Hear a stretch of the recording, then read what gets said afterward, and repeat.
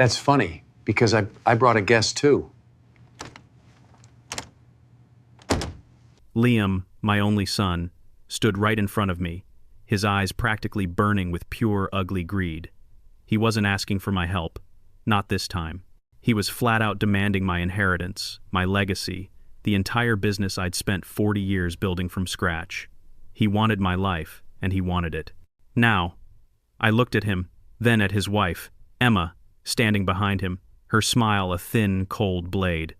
I simply refused, thinking that would be the end of it. But they didn't stop.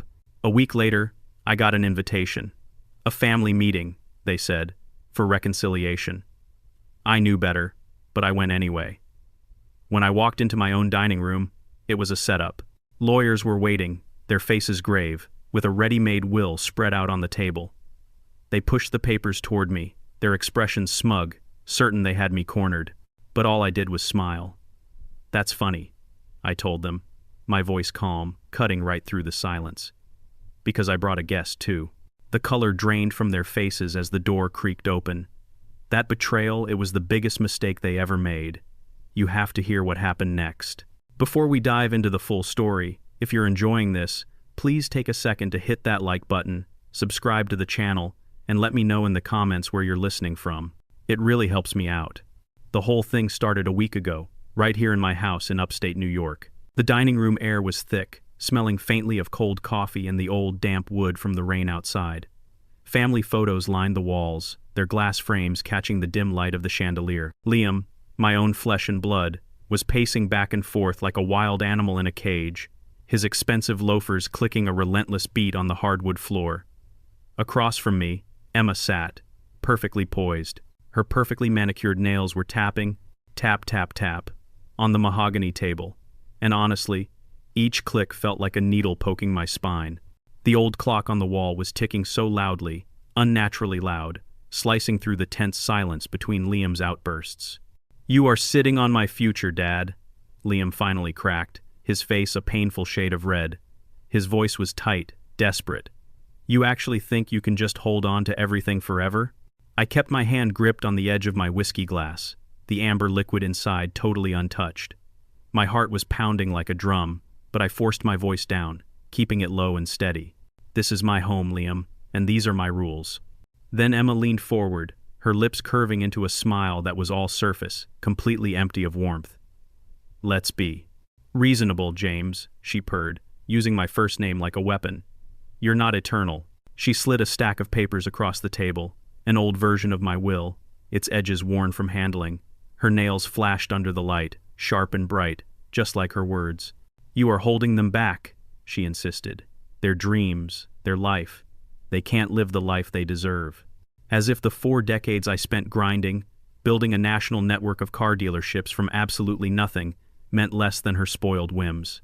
I didn't touch the papers. Liam finally stopped his pacing, his eyes fixed on me, now filled with something much darker than simple anger. It was raw greed, mixed with a chilling desperation. "You always made me live in your shadow," he spat out, the words laced with bitterness. "Those loans you gave me? That's just pocket change compared to what you're hoarding." The word loans stung, truly. I had paid for every single one of his failed startups, his fancy cars, his ridiculous international vacations. I always told myself I was doing it out of love. What an absolute fool I'd been. The clock ticked again, completely unforgiving. A photograph of my late wife, Margaret, watched silently from the wall, her beautiful smile frozen in time. I caught myself wondering what she would say to me now. "Enough!" My voice cut through the room, much sharper and louder than I'd intended. I stood up, my chair scraping harshly against the floor. "Get out. Both of you. Right now." Liam froze completely, his mouth hanging slightly open. Emma's fake smile evaporated, her eyes instantly narrowing into slits. She snatched the will papers off the table, clutching them tightly like a literal weapon, and then stood up. "This is not over, James," she hissed, her voice cold as ice. Liam stumbled toward the door, his shoulder accidentally brushing a photo frame on the way. It tilted, but thankfully, it didn't fall. The front door slammed shut behind them, the sound echoing through the house like a sudden gunshot. I sank back down into my chair, The house suddenly too quiet. Rain tapped a quiet, steady drumbeat against the windows. The will sat there on the table, its very presence mocking me. I reached out for it, my fingers just brushing the paper, and then I stopped. My chest felt tight, a confusing mix of shock and a fiery heat building inside. It was anger, yes, but mostly a new, steel-hard resolve. "You will regret this," I whispered, though I wasn't sure if I was speaking to Liam, to Emma, or to myself. The clock just ticked on, completely indifferent. I stood up again, my legs heavy, and walked straight toward my study. The key to my desk drawer felt cold and comforting in my pocket. Whatever dark game they were planning, I would be ready for it. My study was a sanctuary, smelling of old leather and well-loved books, a safe haven from the storm brewing both outside and within. The rain was lashing at the windows, making the world beyond look blurry and indistinct. I sat at my desk, the lamp casting a small, weak circle of light over a small pile of old photos and letters. The clock on the shelf ticked, its rhythm strangely pulling me back to painful memories I'd rather forget. My hands trembled slightly as I pulled open a drawer, revealing a stack of papers tied together with a faded silk ribbon, Margaret's letters. Her beautiful handwriting, all graceful loops, looked up at me. I untied the ribbon, my throat suddenly tight with emotion. One letter, dated years ago, caught my eye right away. "You're always so strong, James," she had written. "But please don't forget to live for yourself." I gripped the paper, a sickening guilt twisting deep in my chest. I had lived for her, for Liam, for everyone else. But me. And look where that had gotten me. My mind drifted to Liam's very first car, a sleek convertible I'd bought him the day he decided to drop out of college. He'd grinned then, called me his hero. I'd beamed, thinking that was enough. Later, I'd funded all his disastrous startups, each one collapsing harder and faster than the last. I kept telling myself it was fine, that eventually he'd figure things out. Margaret had tried to warn me, her voice soft and weak in the hospital bed. "He needs to stand on his own, James." I hadn't listened. Not then. The clock ticked louder, a harsh sound that dragged me back to the present. I put the letter down and dug deeper into the drawer. A contract surfaced. Its edges were yellowed and brittle. A huge six-figure loan I'd given Liam 3 years ago, with absolutely no repayment schedule. My jaw tightened painfully. He had called it an investment, but it was a lifeline that he'd completely squandered. The cold numbers stared back at me, a perfect map of my blindness and foolishness. I leaned back in my chair, which groaned in protest. The study suddenly felt smaller, the walls closing in on me. Margaret's photo sat on the desk, her eyes kind, yet strangely piercing. I touched the frame, my fingers lingering. She had died holding my hand, her breath shallow, her very last words, a plea to protect our family. I realized I had failed her there too. Enough. I grabbed my phone and quickly dialed Ron, an old friend and business partner who had seen me through much worse. It rang only twice before he answered, his voice instantly warm, but a little cautious. "James, are you okay?" he asked. "I need your take on something," I said, my voice sounding much steadier than I felt inside. "It's serious. Name the time and place." There was no hesitation. "The steakhouse downtown tomorrow noon." "I'll be there." He paused then. "You sure you're all right?"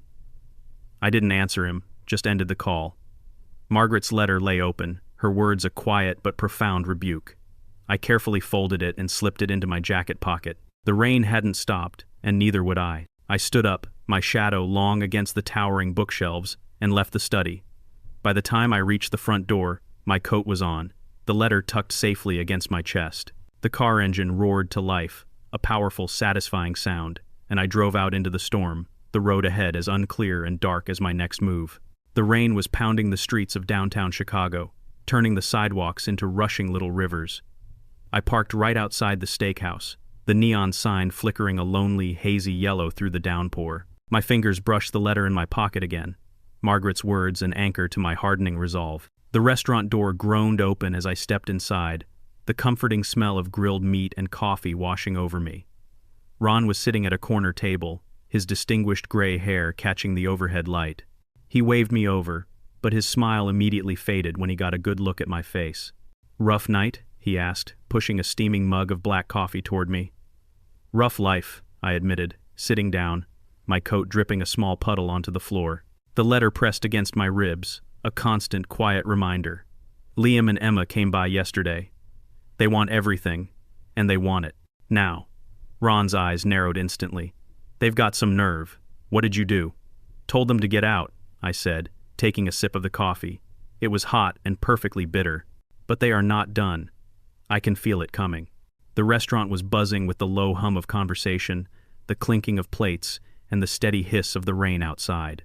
I glanced around, the hairs on my neck prickling a little. Near the bar, a man in a dark coat sat with his cap pulled low, his eyes quickly flicking our way before darting away. I shook off the feeling, focusing hard on Ron. He leaned in, lowering his voice even further. They might try to contest the will, he warned. Liam's impulsive, but Emma, she is sharp. And she's dangerous. I nodded, my jaw clenched tight. I know. That's exactly why I need to move fast. Protect the assets first, Ron advised. Get a lawyer. Good one. Someone who will bury them completely in paperwork. I pulled out a small notebook, quickly jotting down his words. Check will, lock down accounts. My pen moved fast, each stroke a small step toward regaining control. The door creaked open again. Another customer came in, rain pooling at their feet. My eyes instinctively went back to the man in the cap. He hadn't touched his drink. You're not just fighting for money, Jim, Ron said, his voice softening with true concern. They underestimated you. Prove them wrong. I met his gaze, a powerful spark igniting deep in my chest. I will. I grabbed my phone and quietly dialed the number for my lawyer's office. It's James Crawford, I said, keeping my voice low. I need an urgent appointment for tomorrow. The receptionist promised to call me back. I hung up, my pulse steady for the first time in what felt like days. Ron clapped my shoulder. That's the James I know. I managed a half smile, but my eyes drifted back to the bar. The man in the cap was gone now, his glass completely empty. A genuine chill ran through me. I stood up quickly, tossing a handful of cash onto the table. I'll call you soon, I told Ron, already heading for the door. Outside, the rain was still coming down mercilessly, immediately soaking my coat. I scanned the entire street, my breath catching in my throat. A shadow moved in the dark alley across the road, too quick to identify. My car keys dug into my palm as I unlocked the door and slid inside. You have no idea who you're dealing with, I muttered, the words lost in the suddenly roaring engine. The road stretched ahead, slick and dark, but I was absolutely ready for whatever came next. The rain hadn't let up, hanging like a depressing gray curtain over the Chicago skyline. I pulled up to the private detective's office. The building was a short, squat brick relic, its windows streaked with grime. I clutched a worn folder of old contracts and loan agreements, my knuckles white. The quick shadow from the alley the day before was still an annoying, nagging itch in the back of my mind. I pushed through the door, the small bell above it jangling loudly, almost like a warning. The air inside smelled of stale cigarettes and damp, aged paper. Frank, the private detective, sat behind a terribly cluttered desk, his tie loose, a coffee mug precariously balanced on a tall stack of files. He looked up, his eyes sharp despite the dark circles beneath them. Crawford, you're early. Couldn't sleep, I said, dropping into a squeaky chair. The folder landed on the desk with a heavy thud. What have you got? Frank slid a manila envelope toward me, its edges securely taped shut. Your son is in deep trouble, he said bluntly. 50 grand in credit card debt, cars, a terrible bet on some tech startup. He leaned back, a small smirk playing on his lips. Emma is cleaner, but not by much. She's obsessed with looking like old money, spends a fortune just to keep up appearances. I ripped open the envelope, my heart pounding faster. Bank statements, receipts, and a photo of Liam awkwardly posing with a Rolex he clearly couldn't afford. Then, tucked into a box of Liam's old junk, was a photocopied letter in Emma's tight, severe script. James clings to his money like a dying man clings to air. He's not eternal. We'll take what's ours. My stomach churned violently, but a cold, small smile pulled at my lips. She wrote this? Found it in a box Liam dumped at a storage unit, Frank said. Sloppy, both of them. I traced the words, Emma's sheer venom practically seeping through the page. The office's fluorescent light buzzed faintly, casting long, shifting shadows over the desk. The clock on the wall ticked steadily, each second a painful reminder of the time I'd wasted. I had sacrificed years, nights, and dreams to build my life for them, and this was my thank you. My fingers tightened on the letter, crushing its edge. "Anything else?" I asked, my voice steady despite the fiery rage burning in my chest. Frank shrugged easily. "Liam is desperate. Emma's pride is her leash. Use that." He tapped the envelope. "You've got enough right here to completely rattle them." I nodded, slipping the new papers into my folder. The weight of it grounded me, each document a solid brick in the wall I was now carefully building. "Keep digging," I told him as I stood up. "I want everything." Back at home, the house felt far too quiet, the study's darkness seemingly swallowing the light. I spread all the papers out across my desk, the clock ticking so loudly now, like a frantic heartbeat. Emma's letter lay open, her words a constant taunt. I grabbed a pen, jotting down keynotes. Liam, debts. Emma, pride. My mind was racing, quickly piecing together a plan, though the final shape was still vague. These documents were my first weapon, sharp and ready. I leaned back, the chair groaning under me. Margaret's photo watched from the desk, her eyes soft but undeniably unyielding. I had been weak for far too long, blinded by a love for a son who had traded me in for cold cash. No more. I grabbed my phone and quickly typed a message to Ron. "It's starting." My thumb hovered over the send button for a moment, then I pressed it down hard. A loud creak echoed from downstairs, sharp and out of place against the constant drone of the rain. My heart leaped into my throat. I checked the front door was locked. I stood up, the heavy folder still in my hand, and moved quietly toward the hall. The house felt strangely alive, its shadows seeming to shift and move. Someone was definitely here, or I was finally losing my mind. Either way, I wasn't backing down. The little cafe in Neatville, Connecticut buzzed with the gentle sounds of morning chatter, the sharp scent of espresso cutting cleanly through the damp air. I sat tucked away in a corner booth, my laptop open, the screen's glow reflecting softly in my coffee. My watch ticked quietly, a calming reminder that time was now finally bending to my will. The email was ready. An anonymous tip sent to Liam's long list of creditors, listing his condo, his car, every single asset he'd ever foolishly flaunted. My finger paused over the send key for a heartbeat, then I pressed down. Done. I leaned back, the vinyl seat groaning softly. Outside, rain still streaked the windows, blurring the entire world. The documents from Frank were safe in my bag, my silent route to a quiet victory. Liam and Emma thought they could just bully me, but I had learned their game. Now I would play mine. An hour later, I parked across the street from Liam's house. The street was lined with ridiculously manicured lawns and an air of pure pretense. Their house was all white shutters and false charm, the grass looking patchy and neglected. I left the engine off, my breath fogging up the car window. My phone buzzed, it was Ron checking in. I ignored it, my eyes locked on their front door. It didn't take very long. Liam burst out of the house, phone pressed tightly to his ear, his voice loud enough to carry clearly through my cracked window. "I'll pay! Just give me time!" His face was slick with sweat, his tie completely crooked. Emma immediately followed him, her high heels clicking sharply, her voice as sharp as a newly honed blade. "You idiot! You said this was handled!" Inside, the crisp sound of breaking glass echoed against the rain. Emma spun around, her hair whipping violently as she stormed back inside. Liam clutched his phone, pleading desperately. "I just need a week, that's all." The door slammed again, the sound like a final crack in their armor. I smiled, my first genuine, heartfelt smile in days. This was only the beginning. I quickly scribbled notes in my book, Liam panicking, Emma cracking. Their unity was a complete lie, and I was going to drive the wedge deeper. My watch ticked, a steady grounding sound. Margaret used to always say, "Time reveals all truth." She was so right. I started the car, the engine's low hum blending perfectly with the falling rain, and drove back toward Neatville. At home, the mailbox was stuffed with bills, junk mail, and one single, crisp envelope, its edges sharp and formal. I tore it open, the paper cool against my fingers. It was a note from Liam, handwritten, "Formal family meeting. Let's reconcile. Tomorrow, 7 p.m. Our place." The grandfather clock in the hall ticked, its rhythm openly mocking the word reconcile.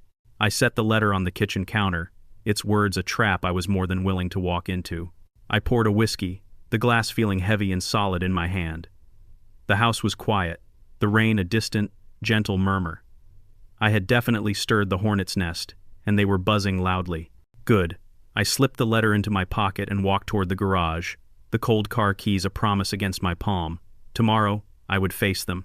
But tonight, I needed to think. The engine roared, and I drove out into the wet dusk, the road ahead sharp with possibility. The law firm's conference room smelled of new ink and polished wood, its enormous windows framing Chicago's rain-slicked towers. I sat at the table, my hands folded, the important folder of documents tucked securely under my arm. The door creaked open, and Liam's lawyer strode in. He was a wiry man with a permanently smug smirk that I instantly wanted to wipe off his face. He dropped a large stack of papers onto the table, the sharp sound like a gauntlet being thrown. "Mr. Crawford," he began, his voice sickeningly oily. "Your son has, shall we say, concerns about your capacity to manage your estate." He leaned forward, his eyes glinting with false concern. "You're aging. Mistakes happen." I clenched my jaw, my fingers digging hard into the folder. The clock on the wall ticked, each second a pulse of pure, necessary restraint. "My mind is sharper than your client's finances," I said, my voice low and dangerous. The lawyer's smirk flickered, but he quickly pressed on, rattling off baseless accusations of mismanagement and neglect, all of them lies spun only to steal what I had built. The door creaked open again, and a woman entered, her heels clicking with absolute purpose. This was Ellis Martin, my lawyer, and she carried herself with the controlled power of a storm held firmly in check. Her gray-streaked hair was pulled back tight, her eyes sharp as she placed her briefcase on the table. "Gentlemen," she announced, her voice cool and utterly commanding, "your claims are as thin as this paper." She slid a document across the table, her watch flashing under the lights. The opposing lawyer scoffed, but Ellis didn't even flinch. "You cite mismanagement, yet Mr. Crawford's accounts are impeccable. Care to explain this?" She tapped a spreadsheet with her sharp nail. "Or shall we move on to discussing your client's considerable debts instead?" I let out a slow exhale, a tight knot suddenly loosening in my chest. The lawyer stammered, frantically flipping through his notes, his confidence audibly crumbling. Ellis leaned back, her smile faint but completely lethal. The clock ticked on, marking her rhythm now, not his. I caught her eye, a silent and profound thanks passing between us. After the meeting, we lingered in the cool hall. The distant hum of the city was a steady background noise. "They're desperate," Ellis said, her tone much lighter now. "I've seen far worse opponents, James. We will crush them." I chuckled, the sound foreign to me. "You're enjoying this a little, aren't you?" She grinned, a clear spark in her eyes. "Justice has a very nice ring to it." We walked to her office, a small, cozy space lined with books and framed degrees. She pulled a file, her fingers moving quickly. "Their case is paper thin, but they're not done yet," she warned. "Liam's impulsive, but Emma is calculating. Watch your back." I nodded, the folder heavy and significant in my hands. "My eyes are open." She paused, her pen hovering over a page. "Wait, what's this?" She circled a line, her brow furrowing deeply, then looked up. A bright glint suddenly in her eye. "This changes everything." "What is it?" I leaned forward, my pulse immediately spiking. She slid the document toward me, her voice dropping low. "A loophole." She looked me dead in the eye. "Trust me, James, they won't see this coming." I took the file. It felt like a promise. The rain had finally eased, and bright sunlight was starting to break through the clouds. I left the firm, the busy city alive around me, and slid into my car. The engine purred, a comforting sound, and the road was calling me. Whatever Ellis had found, it was now my next move, and I was absolutely ready to play it. Rain hammered lightly on the roof of my Neatville house, a steady, soothing pulse that matched the ticking of the grandfather clock in the hall. I stood in the living room, the air thick with the scent of damp wood and old, cherished memories. Family photos still lined the mantel. Margaret smiled out at me, a quiet approval. The doorbell chimed sharp, sudden, and completely unwelcome. I smoothed down my shirt, steadied my breathing, and opened the door. Emma stood there. Her coat was glistening slightly from the mist, her smile as perfectly polished as her web of lies. "James," she said, her voice dripping with artificial sweetness. "I came to apologize. We got carried away." Her eyes darted quickly past me, scanning the room like a common thief casing a vault. I nodded slowly, gesturing for her to come inside. Tea? I asked, keeping my tone perfectly neutral.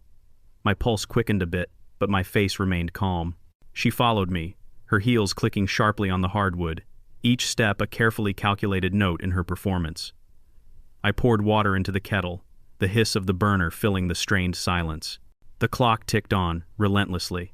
Emma sat down, crossing her legs, her expensive purse perched on her lap like a shield. "We didn't mean to hurt you," she said, leaning forward slightly. "Liam's just stressed. You know how he gets." Her fingers brushed a lock of hair back, a practiced, dramatic move, but her eyes, cold and calculating, utterly betrayed her performance. I'd seen that same cold look countless times before, in high-stakes boardrooms and deals that had gone sour. "Stressed," I echoed, setting a cup of tea down in front of her. My hand brushed against a document resting casually on the side table. It was a legitimate transfer of assets to a children's charity fund, signed just that morning with Ellis's guidance.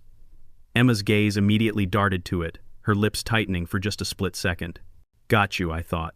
"We all make mistakes," I said softly, gently inviting her to dig deeper into the lie. She sipped her tea, her nails clicking softly against the delicate china cup. "You've always been so generous," she said, her tone suddenly dipping into heavy flattery. "Maybe we can start over." "For family." The word hung, hollow and meaningless in the air. I remembered her cruel letter, her venom clearly scrolled in ink. "He's not eternal." My jaw clenched tight, but I held my smile.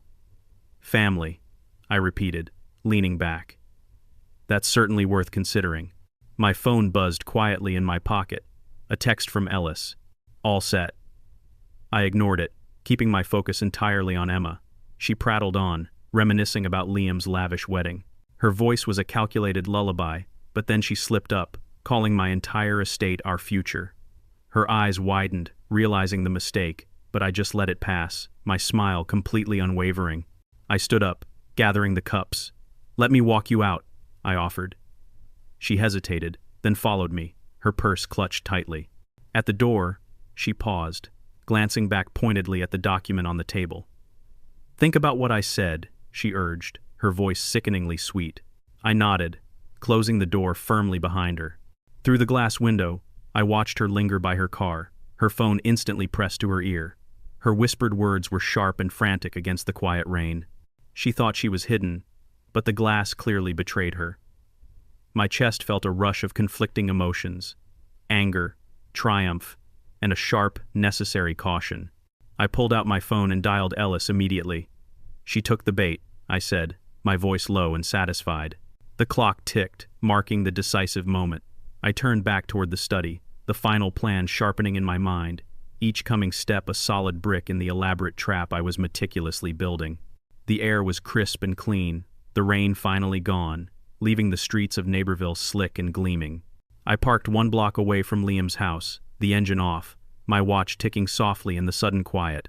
The neighborhood was buzzing with its morning routine, kids on bikes, a jogger with earbuds, but my eyes were completely locked on Liam's driveway.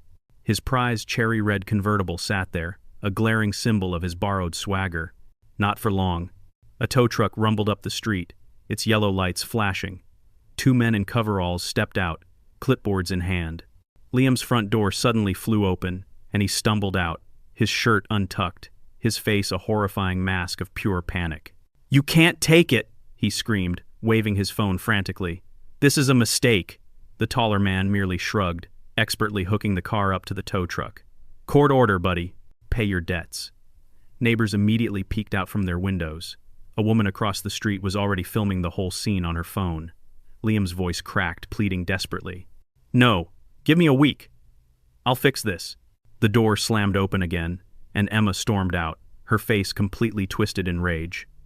"You're pathetic," she hissed, her voice carrying clearly. "You said you had this handled." Liam tried to grab her arm, but she yanked free, her expensive heels scraping the pavement. "You're embarrassing us," she spat, before turning and storming back inside. The thud of the door echoed loudly, a massive crack in their perfect facade. I quickly jotted a note in my book. Liam breaking. Emma furious. My pen moved fast, the ink a quiet record of my victory. The tow truck slowly pulled away, Liam's beautiful car dangling from it like a hard-won trophy. He sank down onto the curb, burying his head in his hands. the neighbor's loud whispers a chorus of his profound shame. I started my car, the low hum of the engine blending with the quiet beat of my pulse. The clock on the dash ticked, steady and grounding. I had finally lit the fuse, and their world was burning down around them. By noon, I was in Ellis's office, the air sharp with the scent of strong coffee and crisp paper. She leaned over her desk, her glasses perched low on her nose, a tall stack of documents between us. "They're completely unraveling," she said, her voice calm but edged with professional excitement. "Liam's creditors are circling like vultures. Emma is losing her grip on everything." I nodded, my fingers tracing the cool edge of a file. Saw it myself. He's a total mess. She's worse. The memory of Liam's utter defeat and Emma's raw rage warmed me like a strong whiskey, but I stayed sharp. What's the next move? Ellis slid a single page toward me, her watch glinting. "We tighten the screws," she said simply. "The meeting is tomorrow. They'll push hard, but we are going to push much, much harder." Her smile was a beautiful blade, and I completely trusted its edge. We reviewed the plan, her pen marking key points, each stroke a deliberate step toward long-awaited justice. I left her office, the vibrant city alive all around me, and pulled out my phone. The number was already dialed. "It's time," I said firmly when the call connected. "Be ready." The voice on the other end was steady, a promise sealed and delivered. I hung up, the folder under my arm feeling heavy with absolute purpose. The car door clicked shut, and I drove toward home, the final meeting looming on the horizon like a massive storm. The cafe in downtown Chicago hummed with the clinking of cups and the murmur of business deals, the sweet scent of croissants mingling with the espresso. I sat by the window, my tablet glowing with social media posts, each one a dagger being carefully twisted into Emma's meticulously curated world. Emma Crawford lied about her charity work, one post read, accompanied by screenshots of her private emails. It was Frank's find, leaked strategically by Ellis's contacts. The comments were piling up, vicious and gleeful. I sipped my coffee, its deep bitterness a perfect match for the moment. The clock on the wall ticked, steady, counting down Emma's entire reign. I scrolled slowly, my thumb deliberate. Another post. "Is Emma Crawford's lifestyle funded by fraud?" The public evidence was thin, but it was absolutely damning enough to sting her pride, her ultimate obsession with status. I pictured her now, in their pretentious house, her face completely crumpling as her entire facade shattered. My watch ticked, a quiet, reassuring echo of my total control. Across town, Emma sat alone in her living room, the heavy curtains drawn tight, fashion magazines scattered everywhere like fallen soldiers. Her phone glowed, the screen a dizzying flood of notifications. She swiped frantically, her fingers trembling, mascara beginning to streak her cheeks. "How did they find this?" she whispered, her voice cracking with fear. She hurled the phone across the room at the couch, its thud immediately swallowed by the silence. Liam was slouched in a nearby chair, his eyes dull and defeated. "Fix it!" she snapped at him. "Do something!" He didn't move, his voice flat and lifeless. "What's the point? You're the one who pushed all this." Emma's face twisted in pure fury, her nails digging deep into her own palms. "This is your fault," she screamed, storming to the window. She grabbed her phone again, dialing her lawyer, her voice low and filled with venom. "Find out who did this, now." I didn't need to actually see her to know the complete chaos I'd unleashed. The posts told the entire story, each one like a small pebble starting a massive avalanche. I set the tablet down. The cafe's warmth was a stark contrast to the cold satisfaction deep in my chest. My phone buzzed. "She's spiraling," Ellis said when I answered. "The leak worked. She's far weaker than we ever thought." "Good," I said, my voice completely steady. "What's our move?" "Keep the pressure on," Ellis replied quickly. "The meeting is tomorrow. She'll come out swinging, but we're ready." Her confidence was a life raft, and I clung tightly to it. We hung up, and I leaned back, the coffee cooling in my hand. The clock ticked, its rhythm a powerful promise of what was coming. The cafe door chimed, and a courier stepped in, a slim folder in his hand. "James Crawford?" he asked. I nodded, taking the delivery. The paper was crisp, the contents heavy with importance documents for the meeting, all carefully prepared by Ellis. Each page was a weapon. I opened the folder, my eyes scanning the very first line, a slow, profound smile spreading across my face. The cafe's noise faded away, the world suddenly narrowing down to the beautiful, precise plan resting in my hands. I stood up, the folder tucked under my arm, and pushed through the door. The city's strong pulse now perfectly matched mine as I walked to the car. The conference room in downtown Chicago gleamed with polished wood and tall glass windows. The air was sharp, with the faint scent of ink and ambition. I stepped inside, my folder of documents a reassuring weight under my arm. The clock on the wall ticked steadily. Each second was a drumbeat of powerful anticipation. Liam and Emma sat across the massive table, flanked by their lawyers. Their faces were a strained mix of their usual smugness and their current state of utter stress. Papers were spread out before them, a new will, its edges crisp and official, just waiting for my signature. I calmly took my seat, my pulse steady, my smile faint. The lead lawyer began, his voice smooth as oil. "Mr. Crawford, this document will ensure your family's future. Sign it, and we are done."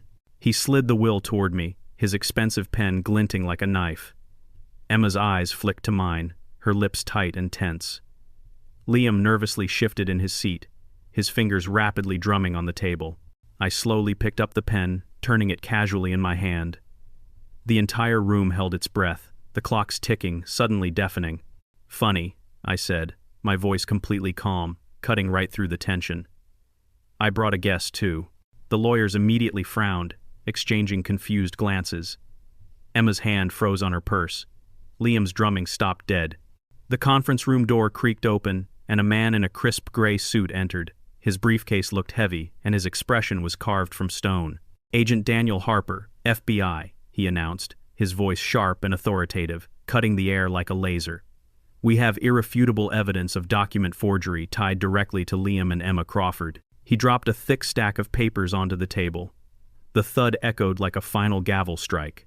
Forged signatures, altered contracts. It was Frank's digging, Ellis's brilliant strategy, and my own careful plan. Emma gasped, the color draining completely from her face.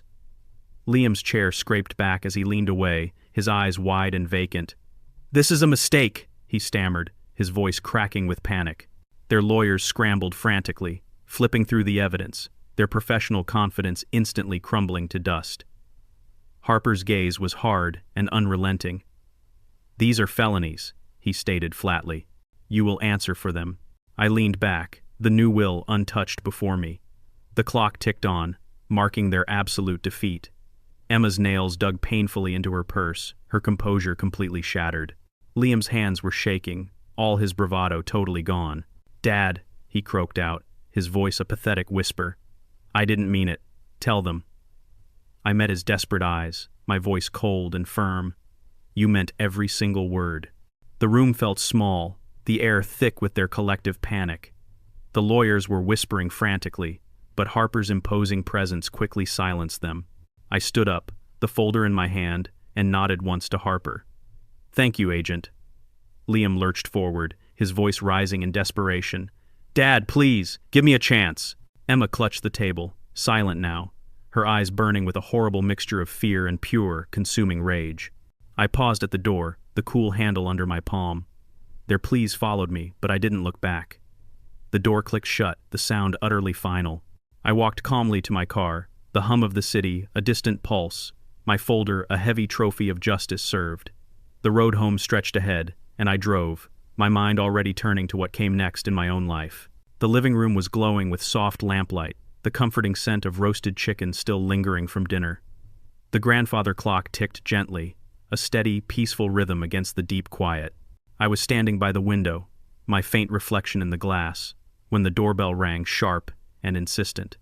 I knew exactly who it was even before I opened the door. Liam and Emma stood on the porch, their faces haggard, their clothes rumpled and worn. The crushing weight of their defeat hung around them like a suffocating shadow. "Dad," Liam said, his voice instantly breaking. "We're so sorry. We completely messed up." He stepped forward, his hands trembling visibly. Emma nodded, her eyes red-rimmed, all her usual poise completely gone. "We lost everything," she whispered. "Please, James." I crossed my arms, the doorframe cool against my shoulder. "You chose greed," I said, my voice completely even. "You chose to betray me." The words landed like heavy stones, and Liam flinched, his knees almost buckling. He sank slowly to the porch, burying his head in his hands. "You're my father," he choked out. "Give us a chance." Emma's gaze darted to mine, pleading desperately, but beneath her tears, I could still clearly see the cold calculation. I slowly shook my head. "You made your own path. Now walk it." I stepped back, the clock ticking louder now, a final reminder of time's ultimate judgment. Liam's sobs echoed outside, but I gently closed the door. The click was final. In the study, I sat at my desk, a large stack of documents before me. They were transfer papers to a reputable children's charity, signed just that morning with Ellis's careful counsel. My pen moved steadily across the paper, each signature a powerful release from the painful past. Margaret's photo watched from the shelf, her smile warm, approving. I had kept enough to live comfortably, but the vast majority of the rest would build futures for others, not fuel Liam's pathetic folly. The doorbell rang again, much softer this time. Ellis stood there, her coat lightly dusted with the evening mist, a bottle of wine in her hand. "Thought you could use some company," she said, her easy grin immediately easing the persistent ache in my chest. We ate in the dining room, the gentle clink of our glasses a quiet celebration. "You did the right thing," she said, her eyes steady and serious. "They'll survive. And you, James, you will thrive." I chuckled, the sound lighter than I'd expected. "Thanks entirely to you." We talked late into the night, her laughter a balm, her incredible strength a mirror to the new strength I had finally found in myself. The clock chimed midnight, and she left, her headlights slowly fading into the darkness. I stepped out onto the porch. The air was cool and crisp, and the sunset had painted the sky in magnificent oranges and soft pinks. The crippling weight of years of misdirected love, loss, and profound betrayal finally lifted, leaving behind only a profound peace. I turned back inside, the study beckoning me. A blank sheet of paper waited patiently on the desk, its promise vast and open. I picked up my pen, the clock's soft ticking gently urging me forward, and I began to write. The charity office in Chicago buzzed with focused purpose. Its walls were lined with colorful children's drawings and heartfelt thank you notes. I sat at a large table with the volunteers, the clean scent of fresh paper and strong coffee grounding me firmly in the present. A young woman across from me beamed, holding up a new plan for an after-school program. "Your donations are changing lives, Mr. Crawford," she said, her voice bright with enthusiasm. I nodded, a deep, genuine warmth spreading through my chest. The office door creaked open as another volunteer stepped in, and for a fleeting moment, I heard the faint echo of other doors I had closed for good. My phone buzzed. A news alert flashed across the screen. Liam and Emma Crawford face fraud charges. I pictured them in a cold courtroom, their faces pale, their hands tightly clasped. The judge's voice, cold and final, would be sealing their fate. Fines, maybe even jail time. I felt no anger, only a quiet, resolute calm. They had built their own ruin, brick by painful brick. I swiped the alert away, the lively chatter of the volunteers immediately pulling me back to the good work in front of me. Later, I walked with Ellis along the shore of Lake Michigan, the vast water glinting under the bright spring Sunday. Her scarf fluttered lightly in the breeze, her sharp laughter infectious as she recounted a case she'd just won. "You're a lot tougher than you look, Jim," she said, nudging my arm gently. "Always were." "I learned from the very best," I replied, a genuine grin spreading across my face. We stopped at a bench, the city's impressive skyline sharp against the clear sky. I pulled Margaret's old photo from my wallet, its edges soft and worn. "She'd be so proud," I said, my voice soft with emotion. "Of this, of us." Ellis's hand rested on my shoulder, steady and warm. Back home, the study was wonderfully quiet, the clock ticking a gentle, peaceful pulse. I sat at my desk, a blank sheet before me, my pen heavy with new purpose. The words came slowly, carefully, each one a thread in the real legacy I finally wanted to leave, not just wealth, but truth. "Justice is strength," I wrote clearly. "Hold it close, and it will carry you." The letter was meant for those who would come after me, a heartfelt guide through the shadows of greed and betrayal. Margaret's photo watched, her eyes kind, urging me on to finish. I sealed the letter, its weight a promise finally kept. The outcome of the trial reached me later that day. Guilty verdicts, their lives completely unraveled. I set the phone down quietly, the news already feeling like a distant, unimportant ripple. The porch called to me, The night sky vast and open, stars pricking the darkness. I stepped outside. The air was cool and still. The clock inside ticked softly, its rhythm a peaceful heartbeat. I looked up at the stars, a vast map of futures yet unwritten. And for the first time in many, many years, I finally felt whole again. The most important lesson here isn't about getting even.